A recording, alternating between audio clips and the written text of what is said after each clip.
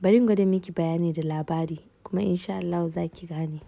Abin da yake faruwa shine bayan lokacin da aka samu ovulation, ƙwai na mace ya yi tattaki inda zai zo ya samu ƙwayar halittar ɗa namiji. Idan suka haɗu suka zama ƙwalli ɗaya, wannan guda ɗayan da suka zama zai yi tattaki ne ya zo mahaifa. A cikin mahaifa nan sai ya dasa kanshi. Idan ya yi da shi ya dasa kanshi, sai ya fara gina gidan da zai zauna a ciki, wato placenta kenan. Wannan gidan da ya fara ginawa wanda zai zauna a ciki ɗin shine abin da yake sakar abin da ake kira HCG. To shi HCG ɗin nan shine sinadarin da strip ɗin da ake yin test wato gwajin fitsari ko jini a ga idan akwai ciki. Shine abin da yake nunawa a wannan strip ɗin.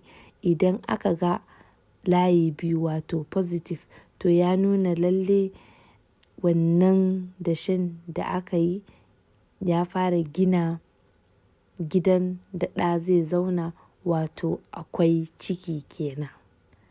Da fatan kin fahimta. Hakan kuma kin ga yana faruwa ne kaman kwana 7 zuwa kwana 8 bayan ovulation.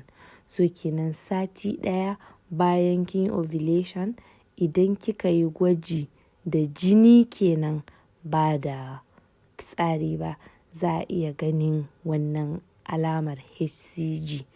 Kin ga kenan wannan ya kama a kusan sati 3 cikin cycle ɗinki kenan, wato bai kai ma wata ɗaya ba. That means bai ma kai lokacin da kike tsammanin al'adanki ba. Fitsari yakan ɗan ƙara ɗaukar lokaci kafin a gan shi a fitsari, sai ya ɗan yawa a jikin mace kafin ake samun shi a fitsari. Sai sa na fitsarin ko da an yi gwaji a wannan farkon ba lalle ne a gani ba, sai kaman bayan sati 2 ko ma sati 1, kwana 10 dai haka bayan ovulation shine za a iya samu a fitsari. Kwana 10, sati 2, ya danganta ma da irin ƙarfin strip ɗin da ka sa. Kisan strip ɗin ma kala-kala ne. To ina fata kin gane dai.